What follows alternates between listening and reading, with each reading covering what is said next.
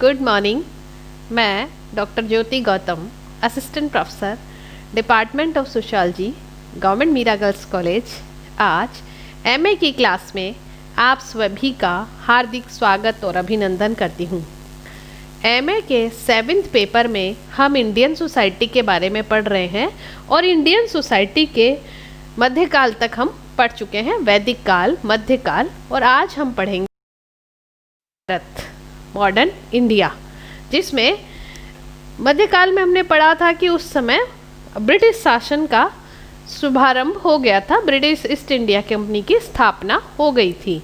तो उसी के आगे के पढ़ेंगे। ब्रिटिश संपर्क ने भारतीय समाज में नव जागरण का प्रारंभ किया और इस काल में भारतीय समाज में बहुत सारी प्रमुख विशेषताओं ने अपने अंदर भारतीय समाज में प्रवेश किया, जो कि इसकी एक विशेषताओं के सबसे पहले भारत में अंग्रेजों का प्रभुत्व स्थापित हो गया। साम्राज्य की स्थापना 1757 में प्लासी के युद्ध में विजय से प्रारंभ हुई और 1857 में भारतीय विद्रोह की असफलता से पूरी हुई और इस समय पर देश में अंग्रेजों का शासन स्थापित हो गया था। रोनाल्ड सीगर ने एक विचार इस समय प्रस्तुत किए कि भारत में पुर्तगाली असफल रहे क्योंकि उन्होंने मुसलमानों और हिंदुओं दोनों पर ही धार्मिक प्रहार शुरू कर दिया। मुसलमान तब असफल हुए जब उन्होंने हिंदुओं के प्रति धार्मिक सहिष्णुता का त्याग कर दिया, लेकिन हिंदू और मुसलमान दोनों के लिए एक दूसरे की शासन की अपेक्षा ब्रिटिश शासन पसंद था। चाहे अंग्रेजों की प्रथाएं कितनी भी अजीब हो, लेकिन उनकी संस्कृति उन्हें दूर की मालूम पड़ती थी। इसलिए भारत में हिंदू और मुसलमानों के अतिरिक्त अंग्रेजों का प्रभुत्व स्थापित हो गया। इस काल की दूसरी विशेषता थी ब्रिटिश शासन में देश में यातायात एवं संचार के साधनों का आधुनिक ढंग से विकास हुआ, जिससे देश में आवागमन की सुविधाएं बढ़ी और इससे सारा देश एक सूत्र में बंध गया। पूरा राष्ट्र को एक सूत्र में बांधने के लिए यातायात और संचार के साधनों ने बहुत महत्वपूर्ण भूमिका निभाई। अगली विशेषता है अंग्रेजी शिक्षा का प्रारंभ हुआ। इस काल में अंग्रेजी शिक्षा का प्रारंभ हुआ 1857 ईस्वी में मुंबई, मद्रास एवं कोलकाता में प्रथम विश्वविद्यालयों की स्थापना हुई और इसके परिणाम स्वरूप हमारे ज्ञान और विज्ञान में बढ़ोतरी हुई। प्रशासन के क्षेत्र में भी इस समय पर बहुत से अनेक आविष्कार लागू हुए। लिखित कानून का प्रारंभ हुआ, कानून का शासन लागू किया गया, अतः चारों तरफ कानून एक औपचारिकता और जटिलता के रूप में सामने आने लगा। अधिकारी तंत्र आधुनिक अर्थों में संगठित हुआ और अनेक भारतीयों ने इसमें उच्च पद प्राप्त किए। अंग्रेजों द्वारा प्रारंभ की गई इंडियन सिविल सर्विसेज बड़ी संगठित प्रशासनिक सेवा मानी जाती थी, जो आज भी मानी जाती है। यह उसी काल की देन ही है। आधुनिक उत्पादन प्रणाली ने भी भारत में प्रवेश किया। पहले कृषि द्वारा ही जीवन यापन किया करते थे और धीरे धीरे यहाँ पर कारखानों की स्थापना हुई, जिससे भारत में पूंजीवाद का आगमन, भारत ने भी पूंजीवाद के क्षेत्र में अपने पैर पसारने प्रारंभ किए। पश्चिम के साथ संपर्क के प्रभावों के प्रतीक भारतीय समाज में 3 प्रकार की प्रतिक्रियाएं हुई। कुछ लोगों ने इसे पसंद किया, कुछ लोगों ने विरोध किया और कुछ लोगों ने समन्वय की धारणा को महसूस किया। तो इसमें पहली प्रतिक्रिया को कह सकते हैं पुनरुत्थानवादी प्रतिक्रिया। इसमें यह विदेशी के भय से आतंकित थी। इसका उद्देश्य समाज में व्याप्त कुरीतियों को दूर कर प्राचीन विशुद्ध वैदिक संस्कृति की पुनर्स्थापना करना था। स्वामी दयानंद इसके प्रवर्तक थे। उन्होंने 1875 में आर्य समाज की स्थापना की। दूसरी प्रतिक्रिया उन लोगों की थी जो पश्चिमी संस्कृति से अत्यधिक प्रभावी थे। उन्हें लगता था हमारे यहाँ सिर्फ परंपराएं एक कोरा पाखंड है, अतः इन्हें पश्चिम प्रेम वाली प्रतिक्रिया कहा जा सकता है।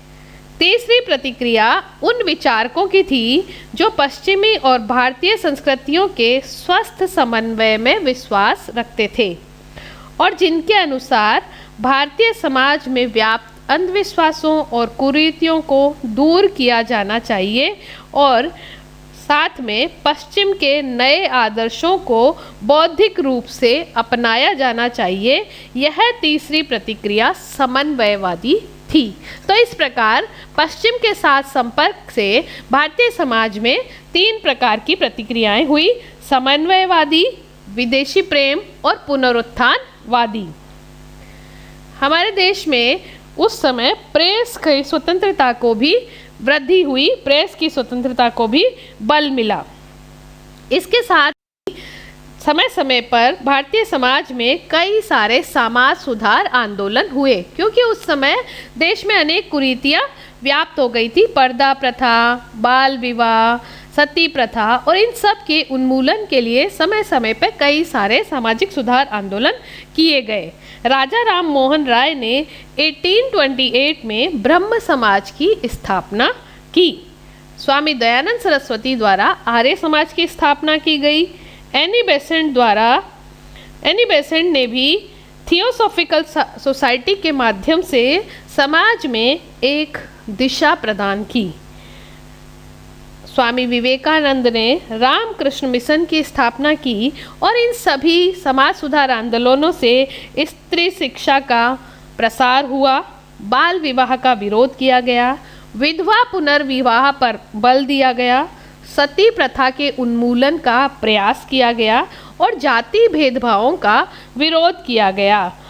ब्रिटिश सरकार द्वारा भी इनमें हस्तक्षेप किया गया, मदद की गई और समय समय पर कई सारे सामाजिक